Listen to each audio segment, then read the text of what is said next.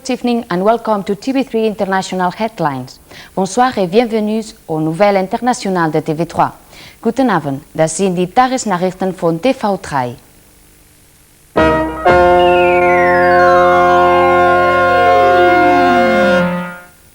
In the Cameroon, while rescue teams bury the dead, international experts are investigating the causes of the disaster.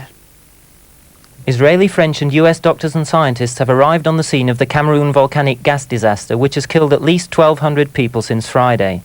Rescue teams have been busy digging communal graves for the victims, while experts try to discover the exact composition of the gas, which government experts believe to be hydrogen sulfide, while others think it more likely to have been carbon monoxide. Seismic movements in the lake bed brought volcanic materials into contact with the water, producing a cloud of deadly gas which was then carried off by the wind. There were no survivors among the 300 inhabitants of the lakeside village of Nios. A hurricane swept across the British Isles yesterday, causing 3 deaths and extensive damage. Hurricane Charlie flicked its tail across the British Isles yesterday, leaving in its wake 3 dead and several wounded in road accidents and floods, and causing extensive damage to farmland. After hitting the Florida coast last week, Hurricane Charlie reached Southern Ireland yesterday and crossed Britain into the North Sea. Torrential rain and high winds uprooted trees, caused rivers to burst their banks and cut power lines. The army was called in to evacuate thousands of people from the worst affected areas.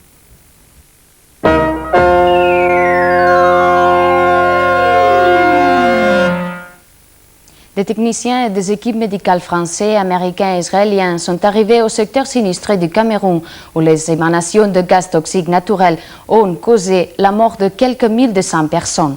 Selon les dernières indications, les équipes de secours sont en train de creuser des fossés communes pour enterrer les victimes. Entre-temps, les spécialistes étudient la composition du gaz qui pourrait être d'hydrogène sulfuré ou gaz carbonique.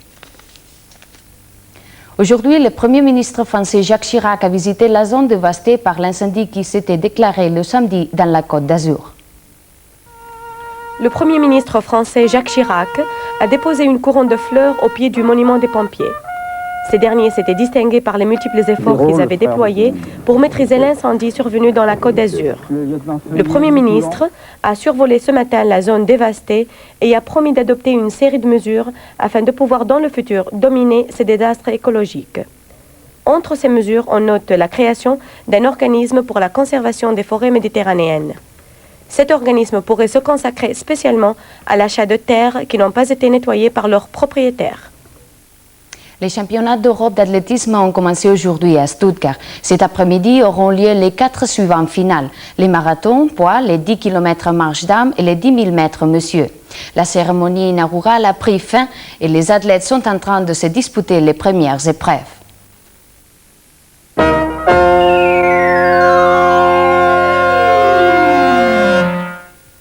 Johannes Rau ist der neue Kanzlerkandidat der SPD für die nächsten Bundestagswahlen.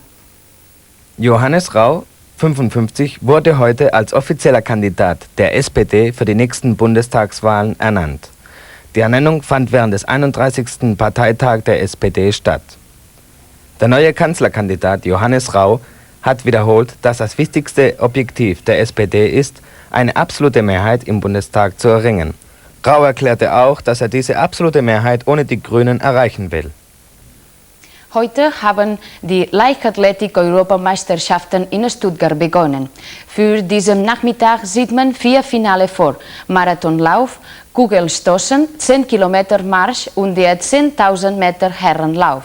Um 5 Uhr nachmittags beendete man die Eröffnungsfeier und die ersten Wettkämpfe haben schon begonnen. Mit diesen letzten Nachricht beenden wir internationale Headlines. Bis morgen um dieselbe Zeit. Guten Abend. C'est tout pour aujourd'hui. Merci pour votre attention et bonne soirée. That's all for today. We'll be back again tomorrow with more international headlines.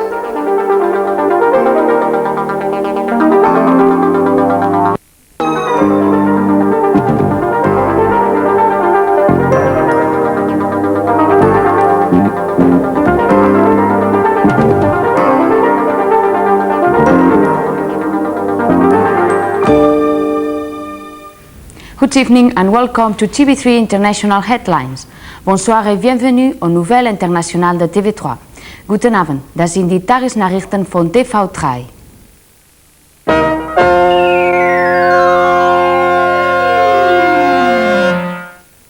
U.S.-Libyan relations worsen as U.S. military maneuvers continue. The US aircraft carrier Forrestal is involved in maneuvers with live ammunition in international waters off the coast of Libya. Pentagon sources have denied the Libyan claim that the aim of the maneuvers is to provoke Libyan retaliation, but have confirmed that US Ambassador to the UN, Mr. Vernon Walters, is to seek Allied support for stepping up economic and diplomatic sanctions against Libya. Meanwhile, 18 US F-111 aircraft, the type used in the US bombing of Libya in April, arrived in Britain yesterday to take part in routine NATO maneuvers. US government sources denied any connection with the maneuvers currently underway in the Mediterranean. Mr. Walters will visit London, Bonn, Paris and Rome at the weekend and then go on to Madrid on Monday for talks with the Spanish Foreign Minister, Mr. Francisco Fernández Ordóñez. Britain's gold medal hopes were raised today in the European Athletics Championships in Stuttgart. British athlete Fatima Whitbread broke the world javelin record in qualifying rounds this morning. The new record is 77.44 metres, almost 2 metres more than the previous record set by West German Petra Felker, who had to be content with second place today. The Olympic champion Daley Thompson is in the lead in the decathlon, though the ex-world record holder West German Jürgen Hingsen is a close second. The remaining trials to decide who will be Europe's new super athlete are due to finish today.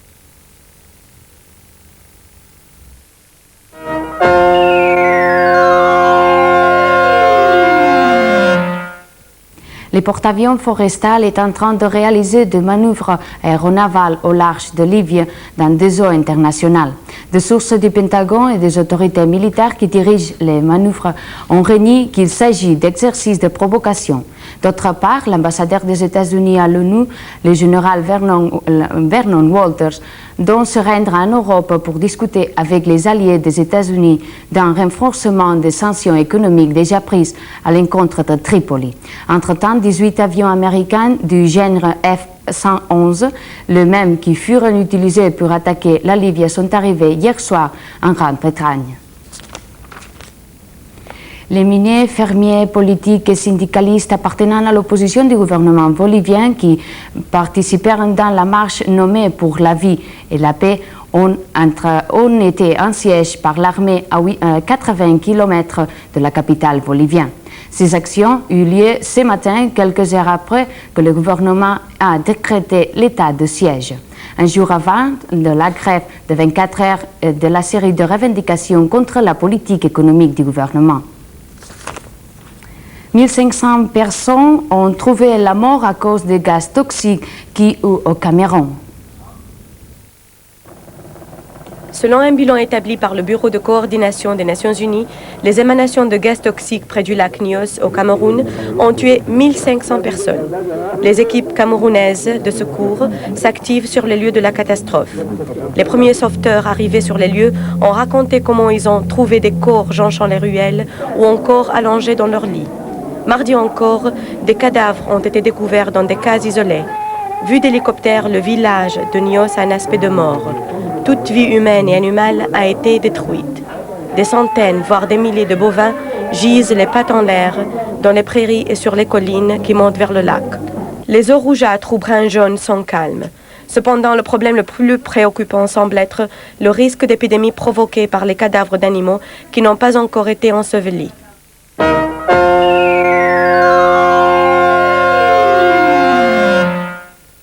Der Parteitag der SPD wählte erneut seinen vorherigen Präsident Willy Brandt.